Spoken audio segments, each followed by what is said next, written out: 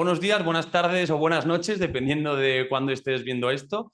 Hoy tenemos en No es País para Tibios a Domingo Soriano, licenciado en ADE y Derecho, igual que un servidor, aunque somos de diferentes promociones y universidades.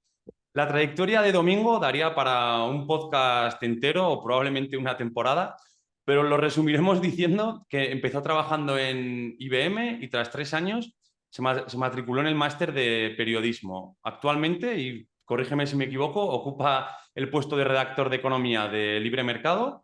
También es profesor de la Universidad Francisco Marroquín y la voz cantante del programa La Pizarra de Domingo Soriano y del podcast Economía para quedarte sin amigos.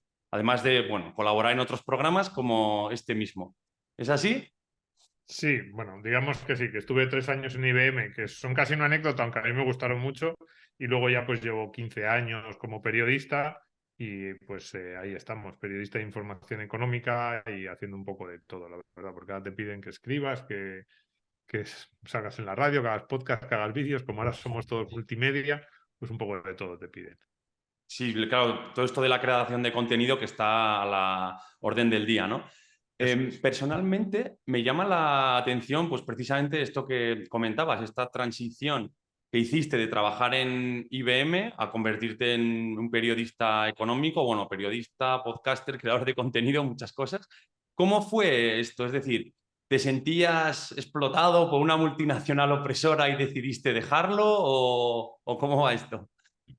No, no, que va. IBM, yo a todo el mundo le digo que yo no soy un buen ejemplo, que en esto es más lo que digo que lo que hago, porque lo que hice fue dejar IBM, pero lo que digo es que IBM es una empresa excepcional. En general, todas las empresas del sector tecnológico que yo conozco, las grandes del sector tecnológico, son excepcionales. Y bueno, alrededor de IBM, pues claro, hice bastantes amigos en esos 3 años. De hecho, a mi mujer la conocí en IBM y bueno, pues ya luego muchos de esos amigos han ido trabajando, algunos siguen en IBM, otros han ido en empresas del sector. Y mi sensación es que esas empresas del sector tecnológico, que muchas veces son muy criticadas en los medios, Y tanto, muy sí. atacadas, eh, son de los mejores sitios para trabajar que se me pueden ocurrir. Yo en IBM lo que recuerdo era una empresa que desde el primer día, y yo empecé como becario, te trataba de forma excepcional, se preocupaban por ti. Había un departamento de recursos humanos pues que te prestaba atención. Pues yo me acuerdo, el primer contrato que firmé en IBM, pues te asignaban a una persona de recursos humanos. Tampoco es que hiciera mucho, no es que estuviera todo el día detrás de ti, pero bueno, te llamaba, oye, ¿qué cursos querrías hacer? Yo estuve después de la beca, 2 años como contratado en IBM, hice varios cursos de formación que en teoría eran para ir creciendo en tu carrera. Los sueldos eran bastante buenos, incluso el de becario, a ver, como becario cobrabas sueldo de becario, pero yo lo primero que hice fue ganar 700 y pico euros al mes hace 20 años.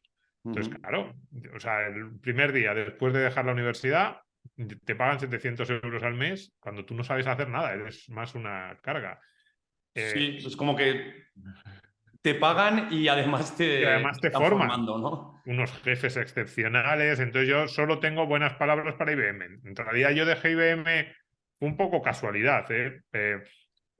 A lo mejor si lo hubiera pensado no lo hubiera hecho, pero IBM estaba cerca de, que conozca Madrid, pues sabe que IBM está cerca, está ahí en Santa Hortensia, en Avenida América, está Ujú. relativamente cerca de la antigua sede del Mundo, está en Pradillo, a 5 o 10 minutos andando, y bueno, a mí siempre me había interesado el mundo del periodismo y me acerqué un día a la sede del Mundo, pregunté, oye, el máster, ¿tenéis algún curso? Yo quería compatibilizar, yo fui a preguntar por un curso que me permitiera seguir trabajando y al mismo tiempo estudiando. Entonces me dijeron que nada, la semana siguiente, en 10 días, empezaban el máster de periodismo en el que yo me matriculé. Me dijeron, si te quieres matricular, tienes que hacerlo ya y no es compatible. No vas a poder compatibilizar trabajo y estudios como yo llevaba en la cabeza, tienes que dejarlo. Por eso digo que si lo hubiera pensado, a lo mejor no lo hubiera hecho, pero en ese momento la verdad es que me apetecía mucho.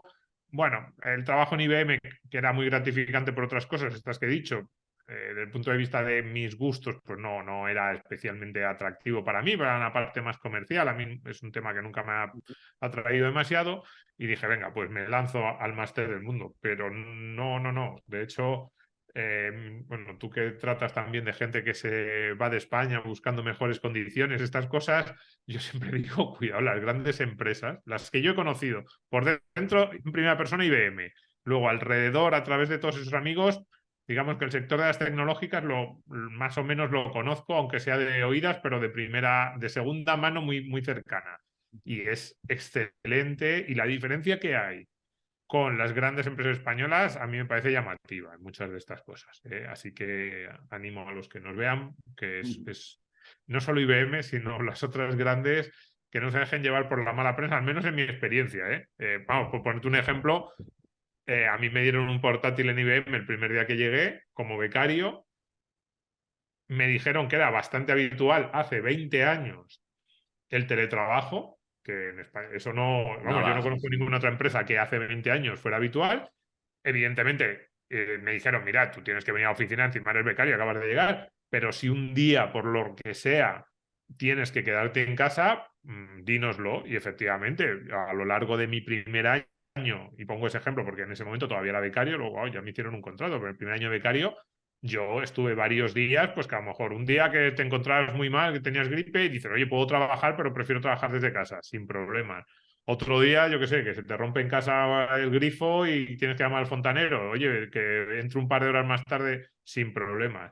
Ese tipo de cosas es el tipo de empresa que lo facilitaba y que daba, daba confianza al empleado. Así que no, ningún problema en ese sentido. Qué interesante me parece y sobre todo En en el esta mundo del periodismo transición. no, ya te digo yo, en el mundo del periodismo ni pagan tan bien, ni las condiciones, no, y no lo digo por mi empresa, Sí, sino en sí, sí. general, en el mundo del periodismo, muchísima menos comprensión, si lo quieres ver así con el empleado. Luego, los Claro. periódicos hacen muchos editoriales sobre conciliación, cómo promover una cultura, o hacen ahora que hacen muchos reportajes de estilo de vida, Sí.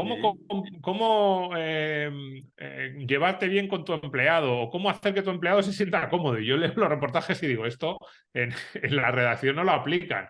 No, es verdad, ni los horarios, ni el tipo de relación laboral, vamos, muchísimo más humana, si quieres, la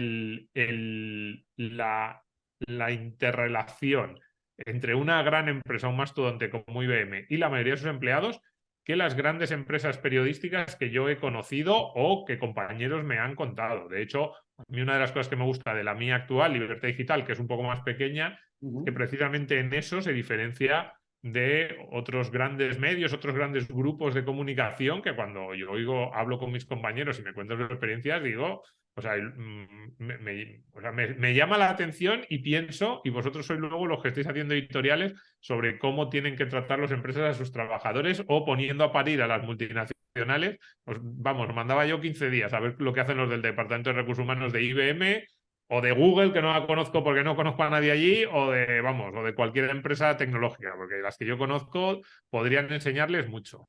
Sí, por lo que comentas, parece que es más, ¿no? Al menos en determinadas líneas editoriales, un consejo os vendo y para mí no tengo, ¿no? En La este gran sentido. mayoría, los que yo conozco, o de primera mano porque he trabajado o colaborado con ellos, con estos grandes grupos de comunicación, o porque más a menudo tengo compañeros que están allí y pues un día comiendo te cuentan historias, te dicen, mira, es que fíjate lo que me ha pasado aquí, mira lo que le ha pasado a este compañero, vamos, la diferencia que hay y la diferencia a favor de esas grandes multinacionales que se llevan los titulares negativos, que se llevan los reportajes sobre lo mal que tratan a sus trabajadores o sobre una cultura muy exigente, cuando en realidad, vamos, mi experiencia es que están a años luz en el sentido positivo de lo habitual, por ejemplo, en el mundo de la comunicación o de la política, que eso también es otra. Yo tengo muchos compañeros periodistas que han entrado a trabajar en la política eh, y las condiciones de trabajo en la política son infinitamente más duras que en cualquiera de estas empresas. Exigencia extrema, ningún tipo de consideración sobre tus consideraciones, sobre tu situación personal, vacaciones no existen o si existen tienes que estar permanentemente con el teléfono puesto. vamos, eso sí que es, si quieres un ejemplo de capitalismo salvaje, vete a un ministerio y a cómo tratan a su gabinete, el ministro a su gabinete, a su departamento de prensa, a las personas de comunicación, a los que están haciendo las notas. Eso sí que es exigencia máxima y apretar las tuercas hasta que no puedas más. Vale, qué interesante lo que cuentas, lo desconocía completamente. Y respecto a tu trabajo actual como, pues eso, redactor en Libertad Digital y demás, me gustaría saber qué fuentes de información consumes, aparte de la vuestra propia, supongo, para asegurarte que te mantienes al día en un campo que está en constante evolución, como es la economía o la actualidad. Bueno, fuentes de información, diría un poco todo, la verdad. Es que no, es que lo que voy a decir, pues todos los demás medios de comunicación, bueno, todos no, evidentemente, pero pues los grandes medios de comunicación españoles, los grandes medios de comunicación anglosajones, em, papers, universidades, consejos de expertos. Yo ahora, por ejemplo, utilizo mucho algunas redes sociales de las que me fío más, Vale. tipo Twitter o Facebook, no, perdón, Facebook no tengo, Twitter y LinkedIn, quería decir. Ujú. Twitter y LinkedIn las utilizo bastante, filtrando mucho. O sea, Twitter es un sitio horrible, pero si Hay te de haces todo, buena... sí. Claro, si a ver, yo lo que hago es que tengo un par de listas que a mí me gustan sobre pues, periodistas, académicos, economistas que me gustan, y ahí yo encuentro bastante. Así como, más allá de lo típico de decir, pues leo otros periódicos, si veo una noticia sobre algo, pues busco a ver de dónde ha salido ese dato. Si un ministerio publica un informe o pues te llega la nota de prensa de ese instituto de estudios que ha publicado un informe. Pues más allá de eso, yo en Twitter o en LinkedIn, a las personas que sigo y que publican, pues de vez en cuando les he hecho un vistazo, veo lo que han sacado, a lo mejor alguno de ellos dice, pues acabo de leer este paper que es muy interesante de la universidad de no sé dónde, y entonces pues lo buscas, le echas un vistazo. Eso yo creo que es lo que más ha cambiado ahora respecto a cuando yo empecé, que cuando empezabas eras más reactivo, te llegaban notas de prensa o te llegaban información y tú lo que hacías era buscar de dónde habían sacado, pues si un ministerio presentaba un informe, de dónde había sacado esos datos, si eran fiables, si había alguno de los datos que se podían poner podías cuestionarlos, ese tipo de cosas, ¿no? Ahora mismo, a través de esas redes sociales, yo digo siempre redes sociales entre comillas, porque no puedes entrar en la red social y a ver qué hay porque perderías el tiempo, pero si te logras hacer, por ejemplo, en Twitter, una lista de gente a la que seguir Ujú. relativamente fiable, yo creo que sí que vas encontrando ahí cosas interesantes. Vale, de acuerdo. Si te parece, vamos a mover de bloque, vamos a dejar un poco este apartado más de tu vida personal hacia lo que es pues, puramente el tema económico. En este sentido, te quería lanzar la siguiente pregunta. ¿Crees que cualquier provisión se puede realizar mejor por el mercado que por el Estado? ¿O reservarías determinadas áreas a la provisión estatal? A ver, yo cada vez estoy más en que no, en que no hay nada que haga mejor el Estado que el mercado. ¿Vale? Pero también sé que vivo en el mundo en el que vivo. O sea, quiero decir que es una conversación que desde el punto de vista teórico, bueno, puede ser interesante. Ujú. En el punto de vista práctico no sé si tiene mucho sentido, porque decir ahora mismo, no, pues todo lo hace mejor el mercado, ya, pero ¿y qué vas a hacer? ¿Cómo privatizar mañana las calles? ¿Cómo privatizar mañana el servicio de seguridad que te da la policía o la justicia? Bueno, me parece muy... Ujú. No sé si tendría mucho sentido porque es como, bueno, yo me voy a morir y eso seguirá siendo público. Entonces, me parece más realista intentar que aquellos, o sea, denunciar aquellos servicios públicos que no tienen ninguna justificación, que lo sigan siendo y que no se pasen al Estado. Y en segundo lugar, intentar mejorar aquellos que va a ser inevitable que lo siga proveyendo o al menos financiando el Estado. Entonces, ahí yo haría una diferenciación. Los servicios clásicos que los economistas llevan o los servicios que siempre se ha dado por hecho que tenía que proveer el Estado.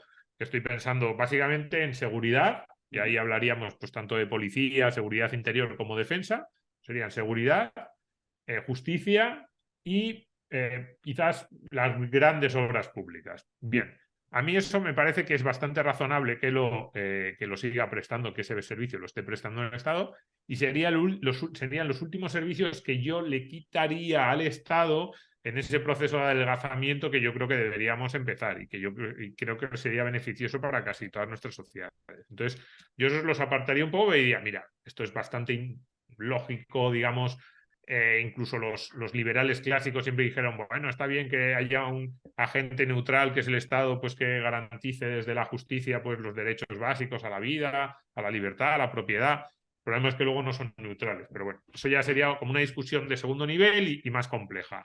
Luego están los servicios del Estado del Bienestar, que serían pues básicamente educación, sanidad, pensiones y un poco esto que llaman ahora dependencia. Yo creo que ahí hay muy poca justificación para que los preste el Estado y si acaso queremos aceptar una cierta justificación desde el punto de vista redistributivo, alguien podría decir, no, es que la sanidad habría personas que no se la podrían pagar si no la presta el Estado, pues ahí como mucho yo creo que podría estar justificado un modelo de tipo cheques escolares, cheques sanitarios, es decir, que el Estado pague, pero quien decida a dónde tiene que ir ese dinero sea cada individuo, cada familia, cada consumidor. Y luego ya está el tercer grupo de servicios que presta el Estado, que es todo lo demás, que ahí estaría pues desde la cultura hasta el Ministerio de Igualdad, hasta pues todos los demás servicios que se Consumo, nos pueden agricultura, ocurrir. universidades, ¿no? Claro, todo esto, universidad, por supuesto, educación, yo estoy hablando de educación hasta los 18 años, más allá de eso me parece absolutamente injustificado. Todo lo demás yo creo que no hay ninguna justificación ni teórica, ni práctica, ni razonable a que el Estado los esté prestando. De hecho, alrededor de esos servicios lo que se ha instalado es una trampa, en mi opinión, una mentira, que es que nos están colando están haciendo que el Estado deje de ser neutral, como decía antes, para mí es uno de los grandes peligros, y cada vez que se produce un cambio de gobierno, el gobierno de turno se cree con capacidad, se cree con derecho, no solo con capacidad, sino con derecho, para educar en un sentido muy amplio a la sociedad y hacer que todos vivamos conforme a sus parámetros morales. Y se suponía que esto era lo contrario, se suponía que esto era darnos libertad para que todos pudiéramos vivir de acuerdo a nuestros estilos de vida, cada uno el que quisiéramos, y que los gobiernos lo único que harían sería vigilar para que nadie interfiriese en esas decisiones que tuviésemos. Esto es lo que nos vendieron y en lo que creían, yo creo, por ejemplo, pues no sé, los padres fundadores de Estados Unidos a finales del siglo XVIII, los grandes teóricos liberales anglosajones o Tocqueville desde Francia, pues lo que decían es la democracia es el medio por el cual todos tenemos derecho a organizar nuestras vidas y simplemente el Estado lo que va a hacer es de árbitro, pero sin meterse, sin inmiscuirse en aquello. Bueno, pues si eso es así, solo debería estar ofreciendo los servicios del tipo 1 que decíamos.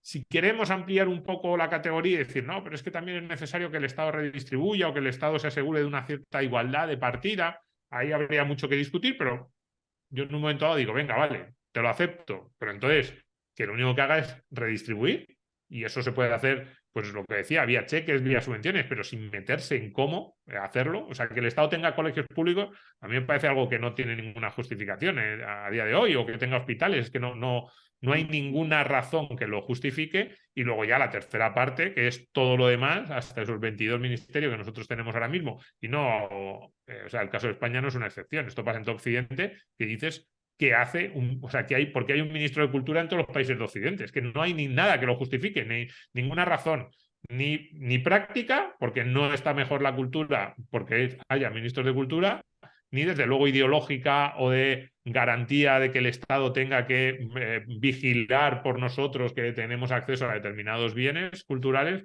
porque no es así. Lo que hacen es meternos ideología con la excusa de que ellos tienen que cuidar de nosotros. Entonces a mí me parece muy peligroso. Totalmente, sí, sí. Y al respecto de todas estas prestaciones que realiza el Estado, bueno, una de las que supone el mayor gasto es el gasto en pensiones. del cual recientemente, pues bueno, se ha aprobado una reforma y demás. Hablo de España. Y la pregunta es, ¿cómo es posible que se le llame solidaridad intergeneracional a que los jóvenes paguen el pato de una mala planificación política y de un sistema que pues, parece que es deficitario? Sí, yo no creo que hubiese planificación. Ni buena ni Eh, mala, ¿no? no, no, sinceramente. A ver, el sistema de pensiones es un sistema claro de legitimidad política innecesario, pero que tiene mucho sentido desde el punto de vista político y de control social. Ujú, Ah, y en su origen también presupuestario. Es decir, el sistema de pensiones, bueno, nos podemos ir a Bismarck, pero no es necesario, porque a lo largo del siglo XX diferentes países han ido, digamos, sumándose a ese sistema de reparto y el esquema siempre ha sido similar. De hecho, en España había seguros de previsión social y después de la guerra civil, pues Franco se los cargó y dice, no, no, yo quiero implantar aquí un sistema de reparto porque es lo que me permite tener control social y en ese sentido tenía razón, vamos, igual que Bismarck y en los demás países. Claro, tú instauras el sistema de pensiones cuando la mayoría de la gente se va a los 60 se muere a los 65 años y no te sobrevive a los 65 o antes. A partir de los 50, 55, las personas ya eran casi ancianas en la Europa de principios del siglo XX. Y desde luego, más allá de los 70, 75, era muy extraño vivir, era algo realmente, relativamente excepcional. Entonces, claro, tú dices, yo a todos los trabajadores les cobro un porcentaje, un impuesto al trabajo, que eso son las cotizaciones sociales, un impuesto al trabajo.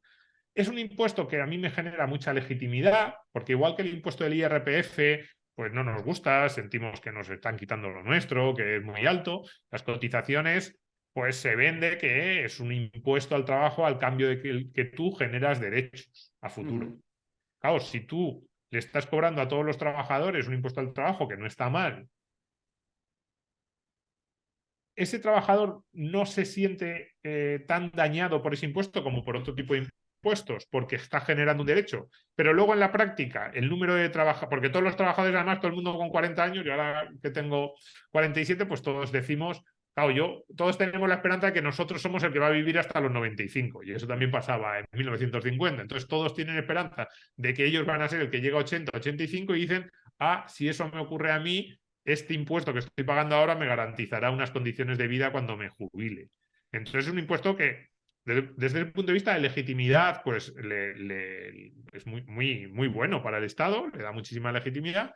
Y desde el punto de vista financiero, sobre todo al principio también, porque le estás cobrando un impuesto, como decimos, a todos los trabajadores, te lo van, pero sin embargo, la prestación a la que da derecho de impuesto te la van a cobrar, pues algunos. Probablemente no sé cuántos te van a llegar a los 65. La mitad de los trabajadores que empiezan con 20, pues a lo mejor a principios del siglo XX eran esas las estadísticas. ujú. ¿Y cuántos te van a vivir más de 10 o 12 años como jubilados? Pues es que a lo mejor ni el 5%. Con lo cual, es que te salen las cuentas. Tampoco necesitas, ahora decimos, no, es que ellos pensaban que iba a haber muchísimos nacimientos. No, en realidad, si se te morían los ancianos entre los 60 y los 75 años, como era muy habitual en esa época, para la gran mayoría, pues tampoco tenías que hacer muchas cuentas de nacimientos, ni de reemplazos, ni nada. Si es que te estaban aportando dinero durante 40 o 45 años de vida laboral, porque encima antes las vidas laborales empezaban antes, y te cobraban 8 o 10 años. Es que era la cuenta. De hecho, no solo era la cuenta, iba a decir, era la cuenta perfecta. No solo lo era, sino que por eso también la sanidad, por ejemplo, la pagaban vía cotizaciones. Hay mucha gente, sobre todo gente mayor, que te dice, voy al hospital de la Seguridad Social. Y a los jóvenes nos suena raro y decimos, ¿cómo el hospital de la Seguridad Social? Será el hospital del Servicio de Salud, de la Consejería de Salud. Pero no, es porque los mayores, cuando ellos eran jóvenes, el hospital era de la Seguridad Social. Tú, para tener derecho a ir a un hospital, tenías que estar cotizando, que tu padre estuviera cotizando, formar parte de un núcleo familiar en el que hubiese un cotizante, ¿no?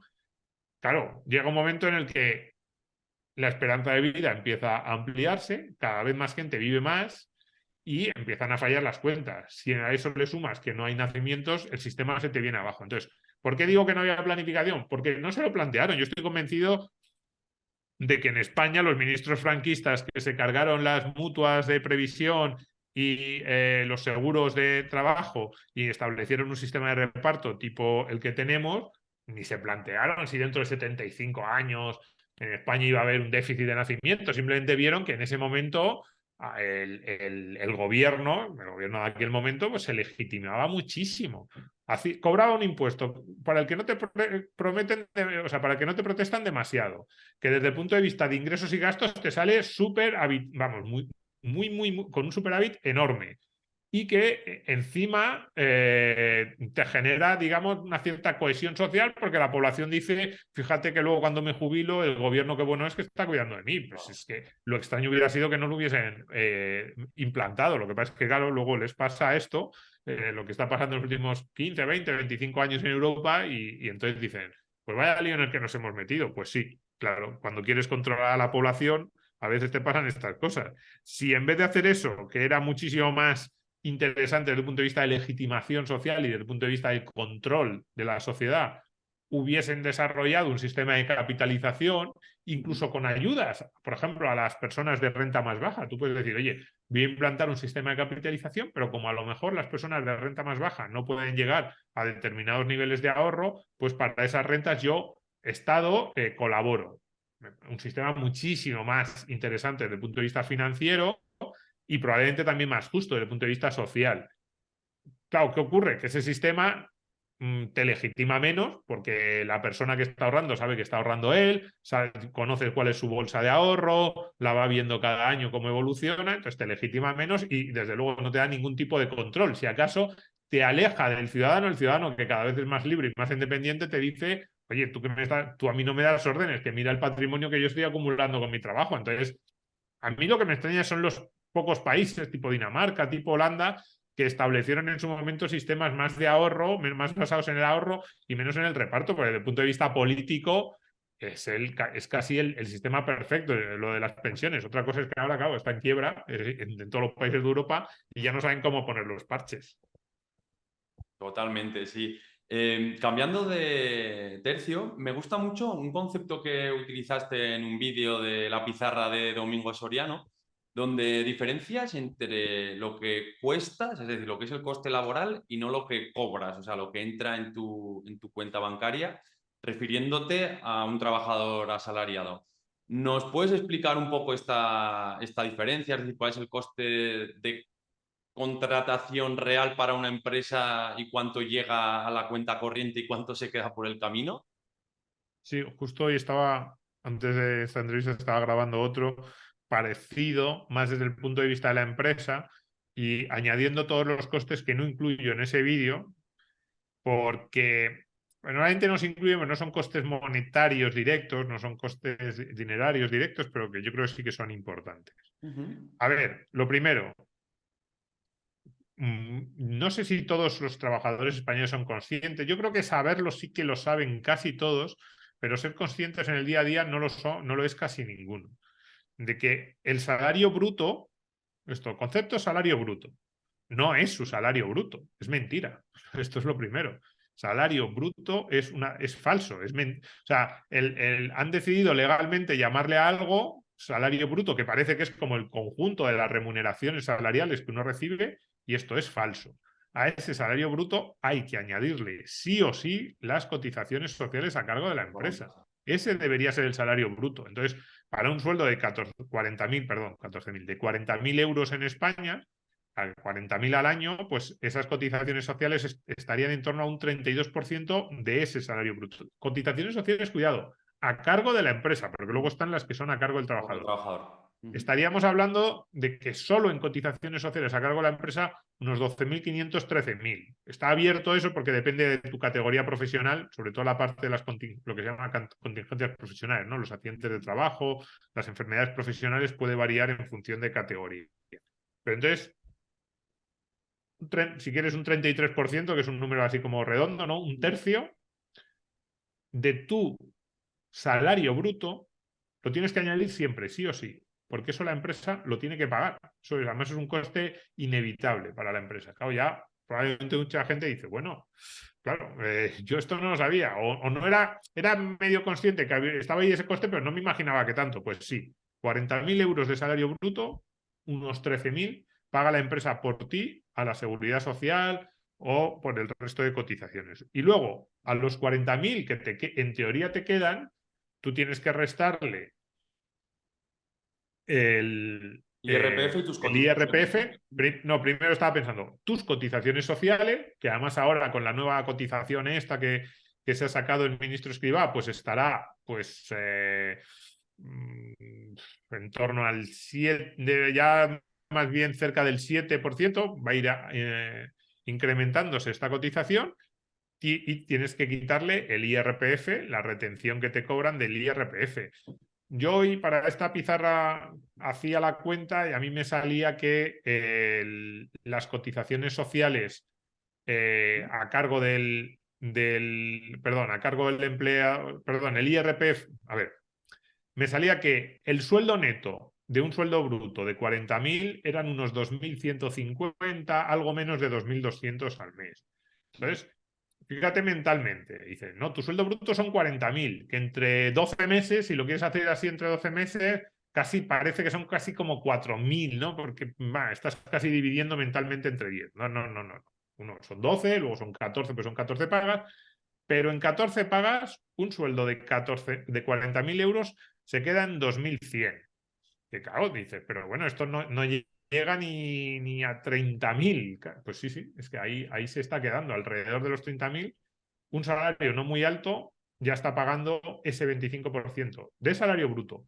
Si lo hacemos sobre el coste total que paga la empresa, que son esos 53.000, pues vemos que lo que actualmente pensamos que es un salario en España casi medio alto, está pagando, ¿cuánto? Un 40% de impuestos. Pues sí, de 53.000 a 30.000 que le quedan, de hecho un poquito más del 40 estaría pagando en impuestos al trabajo. Es decir, claro, entonces tú te encuentras en Madrid una persona que cobra 2.150 euros al mes, por ejemplo, que probablemente tenga dificultades para llegar a fin de mes, que te dice que es un salario medio bajo, y le dices, no, pero es que tú realmente a tu empresa le estás costando 53.000 euros al año, que entre 12 meses está más cerca de los 6.000, perdón, sí, de los 5.000 euros al mes que de los 4.000. Estaría por encima. Tú dices, pero ¿y cómo puede ser que yo a mi empresa le cuesto cada mes más de 4.500 o alrededor de 4.500 euros al mes y a mí me llegan 2.200 pelones? Pues más, dice, hombre, no, sumando las pagas extras, 200 euros más, pero sigue siendo una brecha salarial brutal. Pues eso es lo que hay. Una barbaridad, sí, sí. A ver, ahora que estamos en época de elecciones y tal, que vienen dentro de poco, y es una cosa que te he escuchado también decir, a ver si alguno nos escucha. La pregunta es, ¿Domingo Soriano se compromete a votar al partido político que cambie la definición de salario bruto y tenga en consideración este coste total?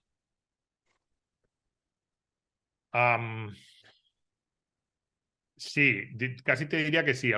Esto lo he dicho alguna vez en público así, que lo haría. Sí, puede que lo haya dicho porque me gusta mucho esa idea. Efectivamente, eso no sé si lo he dicho, que me comprometo a votar al partido que cambie la definición del salario bruto. Si lo he dicho, lo reafirmo porque me parece buena idea. Pero lo que sí que he dicho alguna vez es que si yo fuera ministro de Economía y me dijeran solo puedes aprobar una medida en tus 4 años en el cargo, en una legislatura, la única medida que aprobaría sería esta: cambiar la definición de salario bruto e incluir en la definición legal de salario bruto lo que es el salario bruto. O sea, tampoco es que sea una revolución, es simplemente decirle a la gente lo que realmente es su salario bruto. Y entonces decirle a esta persona, tu salario bruto no son 40.000 euros, tu salario bruto son 53.000. Total. Sí, Y sí. que esa persona diga, entonces si mi salario bruto son 53.000, que es el real, y yo recibo en neto en el banco, en el acumulado, suma las 12 pagas normales más las 2 pagas extras y dice, o sea, y yo en el banco recibo en neto 30.525, pues que sepa, pues entonces a ti te han cobrado la diferencia entre 53.000 y 30.525. Te han cobrado casi 23.000 euros en impuestos al trabajo. Y de eso que te queda, de los 30.000, vas a tener que seguir pagando impuestos. Vas a pagar los impuestos, pues yo qué sé, desde el de la gasolina hasta el IVA, a otro tipo de impuestos que pagues. Esa es la realidad. Y fíjate que yo evidentemente este planteamiento lo hago desde una posición más o menos liberal, que me gustaría que el Estado tuviese menos intervención, pero me llama mucho la atención que no sea la posición que tengan también los socialdemócratas más convencidos, aquellos intervencionistas más decididos, porque no estoy diciendo nada extraño, ni estoy estirando los límites del, no sé cómo decirlo, del, de las definiciones. Estoy simplemente planteando que se informe al ciudadano de cuánto está pagando en impuestos, que para esa ciudadanía consciente, activa, convencida de lo que hace, presente en el debate democrático, perdón, en el debate democrático, todas estas cosas que nos dicen nuestros políticos, debería ser algo, bueno, debería ser una exigencia casi por parte de estos partidos políticos o de mis compañeros periodistas más socialdemócratas, pero no lo piden. De hecho, fíjate, a mí no me importaría, pues tú le podías mandar a cada contribuyente una nota al final de cada año diciéndole, esto es lo que tú has cobrado, real, 53.000. Esto es lo que tú has recibido neto en tu banco, real, 30.000. Estimación de cuánto de esos 30.000 euros se han ido en impuestos al consumo. Pues hacer una media en España de cuánto se recauda entre el número de habitantes y te va a salir tanto dinero se ha ido en impuestos al consumo. Este es tu neto de ingresos. Y que luego al lado el Estado mandase una nota, también una hoja con el neto de gastos. Pues decir, pues tú has recibido una sanidad pública que tiene un valor de mercado de tantos euros. Has recibido una educación pública que tiene un valor de mercado de tantos euros. Incluso has generado un derecho a pensión que en el futuro, pues, oye, el derecho a pensión tiene un valor financiero. Yo esto siempre lo digo cuando hablo de pensiones. Claro. No nos cobran la cotización a cambio de nada o sabemos que en el futuro cobraremos una pensión y yo eso estoy convencido. Entonces, pero que nos informen. Pero yo creo que no lo hacen porque muchas personas dirían, oye, pues no me salen muy bien las cuentas. Yo creo que una de las trampas de los actuales estados es que la mayoría de las personas creen que pagan menos impuestos de los que pagan. Y el gran impuesto oculto que nadie quiere reconocer es el de las cotizaciones sociales a cargo del empleador. Totalmente, y de hecho, a ver, el ciudadano medio muchas veces ve su nómina donde evidentemente no figuran las cotizaciones sociales a cargo de la empresa, sino únicamente las propias del trabajador y dice, ah, bueno, pues tampoco supongo un coste tan alto, ¿no? En materia de cotizaciones sociales, pero claro, hay una gran parte de la película que te estás perdiendo, ¿no? Sí.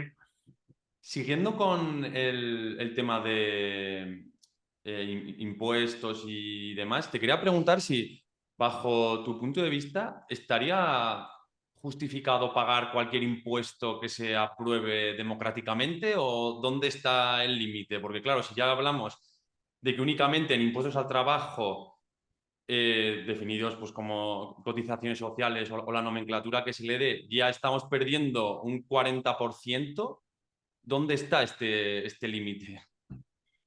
No, para mí el límite hace mucho que lo hemos pasado. O sea, desde el punto de vista moral, a mí me parece perfectamente legítimo tratar de pagar los menos impuestos posibles. Vía ilusión fiscal, que vamos, esa me parece absolutamente legítima y perfectamente, vamos, desde el punto de vista moral, ético, no tengo absolutamente nada que objetar contra ningún tipo de ilusión fiscal. Estos esquemas que hacen personas, normalmente son personas de altos ingresos que empiezan a montar sociedades pantallas, que al final dicen, no, esto es legal, pero no es ético. Yo digo, esto a mí sí es legal, pero vamos, que lo hagan mañana. Y si tienen que montar 600 sociedades pantallas en las Bahamas, en las Islas Vírgenes y en la isla de Jersey, 100% de acuerdo en que lo hagan. Y el fraude fiscal, pues también, sinceramente, ¿para qué te voy a decir otra cosa? A mí me parece que pagar el menor número de impuestos posibles es una obligación moral. Lo digo así. Es que creo que no está justificado el nivel de impuestos que tenemos, ni en España ni en ningún otro país occidental.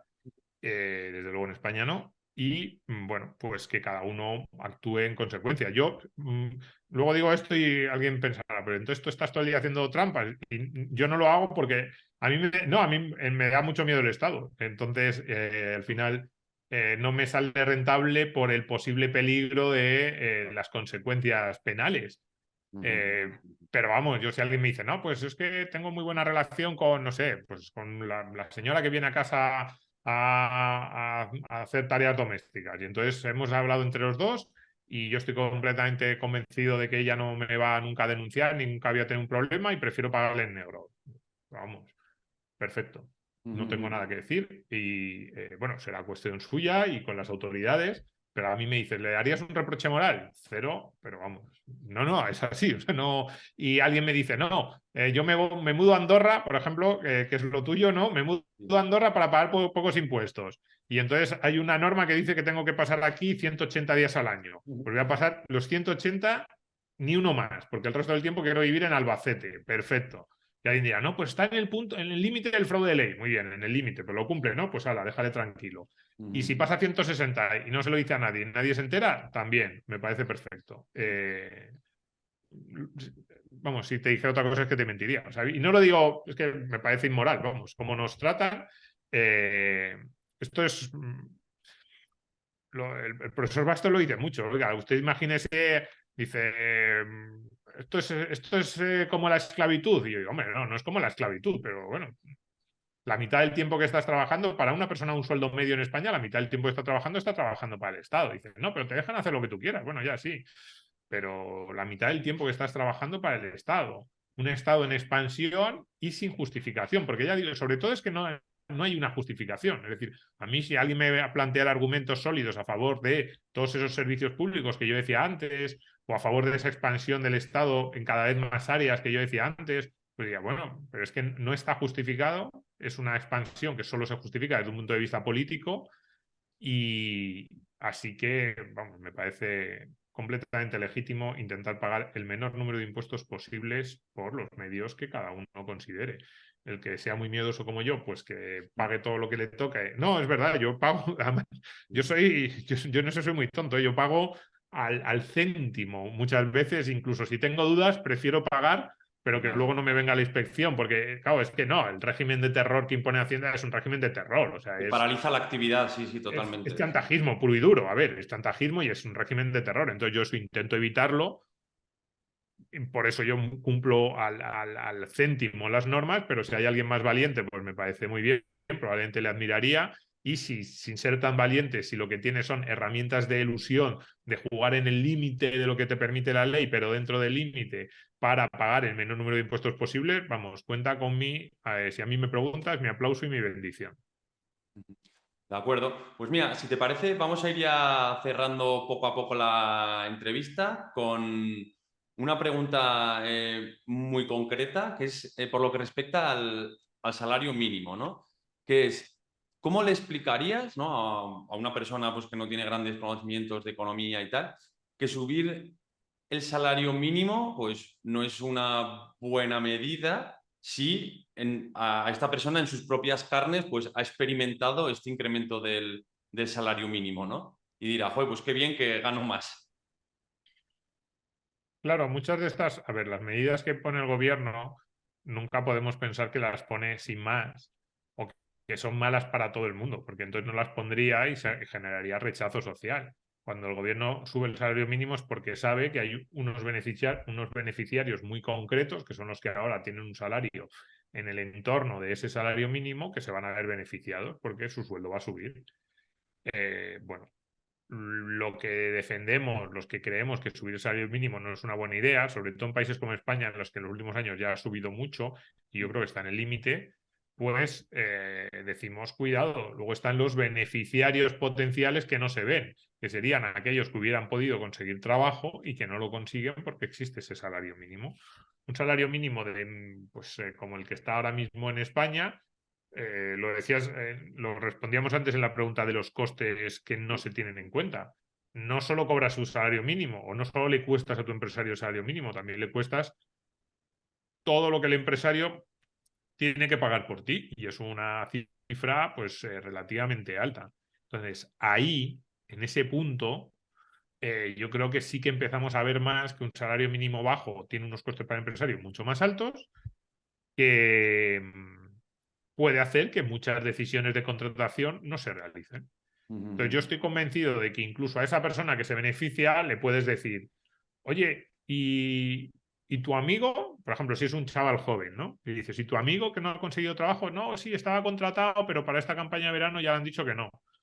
¿Puede tener algo de relación? Y a lo mejor te dice, ah, pues sí, el hecho de que yo esté un poco mejor hace que mi amigo no tenga trabajo. O ¿no me contabas el otro día sobre ese otro amigo que le han contratado con un contrato a tiempo parcial de 6 horas, pero en realidad le piden luego en el trabajo que haga 8? Sí. ¿Por qué crees que le han contratado por 6 horas y luego el jefe le presiona para que en vez de 6 esté 6:30, 7 o 7:30? Claro, porque no quieren pagarle 8 horas, lo que quieren es pagarle por 6, pero sí que le van a pedir que haga algo más. ¿Por qué le piden que haga algo más? ¿Porque es que son malísimos en su empresa? Bueno, pues a lo mejor sí, pero probablemente es porque es que no llegan a más, porque la empresa no es muy productiva, lo que le pasa a muchas pymes españolas, porque tienen que sacar el trabajo como sea y porque con los costes actuales del salario mínimo, ese salario mínimo ya no es tan mínimo. Y sobre todo le diría, salte de la burbuja madrileña, porque claro, los que escribimos de salario mínimo y los que hablamos de salario mínimo estamos en la burbuja madrileña. Y en Madrid es verdad que un salario mínimo como los que hay en España, pues bueno, hay pocos trabajos. Yo al final te pones a... Yo me gusta mucho preguntar, hablar pues, con gente de diferentes sectores y tareas, y tú te pones a preguntar en Madrid y no hay demasiados trabajos que estén cerca de ese salario mínimo. Probablemente son casos relativamente aislados. Pero en Cuenca, a lo mejor, en el sector agrícola de Cuenca, de Badajoz, de Zamora, de Jaén, en determinados sectores de construcción o sectores asociados o en el turismo, pues esos salarios mínimos están muy cerca de lo que se está pagando.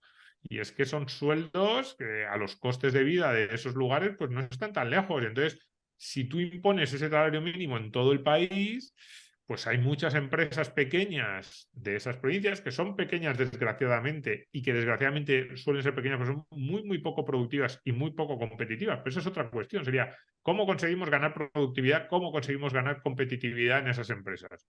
El caso es que ahora mismo no lo son y es que no van a poder pagarlo. Las micropymes de la España, eso que llaman España vaciada, España interior, las micropymes de la España interior no es que no puedan, es que no lo están pudiendo. No lo están pudiendo hacer y están despidiendo y están creando menos empleo en los últimos 4 o 5 años, porque para ellas esos costes que a veces en las noticias pueden parecer menores, no son costes menores, son costes imposibles de asumir. Vale.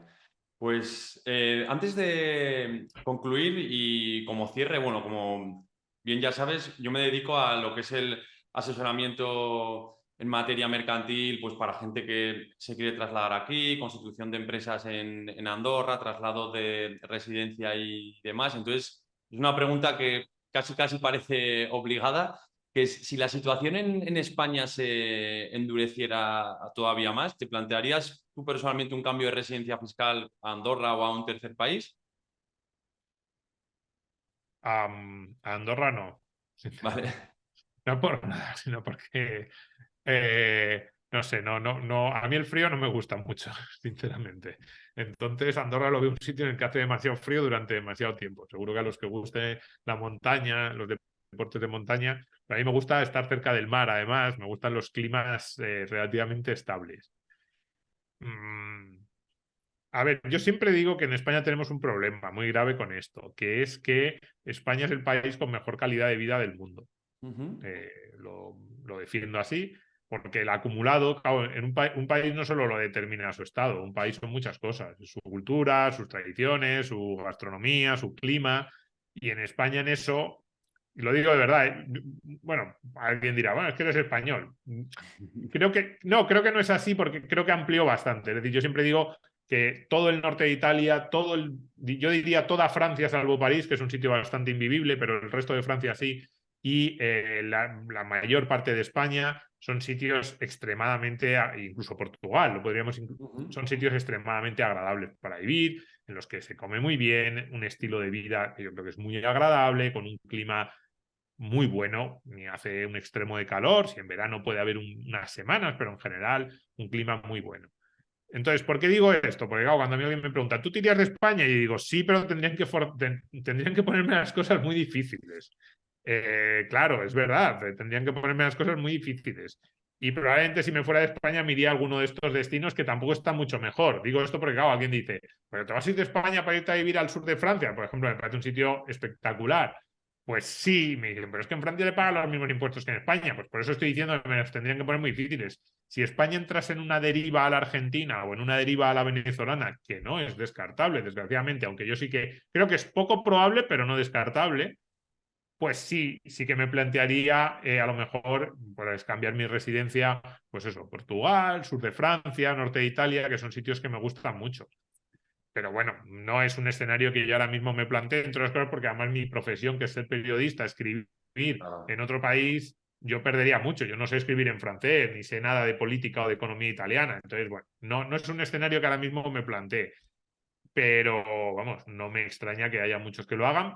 El ejemplo clásico de los que se van a Andorra y a Mónaco, a mí lo que me parece, o a Suiza, lo que me parece extraño es que no lo hagan más. O sea, si yo fuera deportista, que tienes una vida profesional muy concentrada en Corta, unos sí. años, que durante esos años ganas mucho dinero y que realmente te viene muy bien poder proteger ese patrimonio durante esos años para luego construir un patrimonio futuro, pues con más sólido, vamos, yo estoy convencido de que yo viviría en alguno de estos sitios o que me acogería ahora a la ley italiana esta para expatriados, que también es muy favorable, a la ley portuguesa. Estoy convencido de que todos estos casos de famosos que se han conocido en los últimos años, que además Hacienda los persigue, los señala, yo sería uno de ellos, porque es la elección más lógica, más lógica. Yo el otro día, por terminar, si quieres, sobre este tema, yo el otro día en uno de los podcasts lo decía claramente. Si a mí un chico joven español de 25 años que se acaba de licenciar en una carrera de cierto nivel, pues una ingeniería, una de estas carreras que tú sientes que tienen bastantes posibilidades de futuro, si a mí me preguntase si se tiene que quedar en España, le diría que desde el punto de vista financiero es una opción nefasta. Va a ganar menos que en otros países, va a pagar prácticamente los mismos impuestos que en otros países y en algunos casos según más. Tu tiempo, de verdad, sé que no tienes mucho y ha sido un honor que hayas estado por aquí acompañándonos. Así Nada, gracias a ti. que un Siento que he fuerte hablado abrazo. mucho, los periodistas nos gusta escucharnos a nosotros mismos, siento que he sido muy largo en las respuestas, pero bueno, muchas gracias.